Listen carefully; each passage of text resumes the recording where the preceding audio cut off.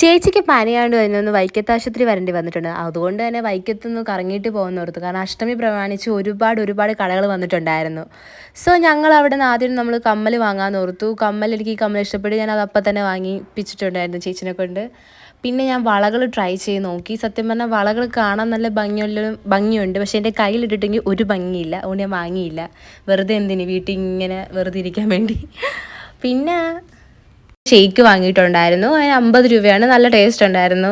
അതും പിടിച്ച് നടക്കാൻ നല്ല രസമുണ്ട്. കാരണം കാണുന്ന ആൾക്കാരുടെ എല്ലാം ഒരു കരിക്കിൻ്റെ ഷെയ്ക്കായിരുന്നു അന്ന്. പിന്നെ ഞങ്ങൾ ബജ്ജി വാങ്ങി. പിന്നെ മുളക് ബജ്ജി എന്തായാലും വാങ്ങുമല്ലോ. അവിടെ ഒന്നും കഴിക്കാനും നിന്നില്ല. മുളക് ബജ്ജിയും വാങ്ങിയിട്ടുണ്ടായിരുന്നു. അപ്പോൾ തന്നെ ഞാൻ അവിടെ സൈഡിൽ പൊട്ടറ്റോ ട്വിസ്റ്റ് ചെയ്ത് വെച്ചേക്കണ കണ്ടപ്പോൾ എനിക്ക് അതും കഴിക്കാൻ തോന്നി. ഞാൻ അതും വാങ്ങിപ്പിച്ചു അവളെ കൊണ്ട്.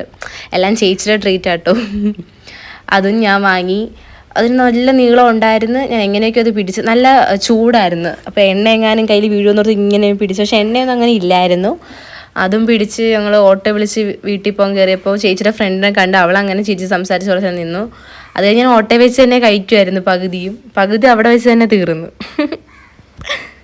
നല്ല ടേസ്റ്റ് ഉണ്ടായിരുന്നു. എനിക്ക് സത്യം പറഞ്ഞാൽ നന്നായിട്ട് ഇഷ്ടപ്പെട്ടു കേട്ടോ. ഇനിയും ഞാനൊരെണ്ണം വാങ്ങും. പിന്നെ വീട്ടിൽ ചെന്നപ്പോൾ നല്ല ബീഫ് കറിയും ഉണ്ടായിരുന്നു. പിന്നെ ബീൻസ് തോരനുണ്ടായിരുന്നു. നല്ല ടേസ്റ്റ് ആയിരുന്നു. അതും കഴിച്ചു.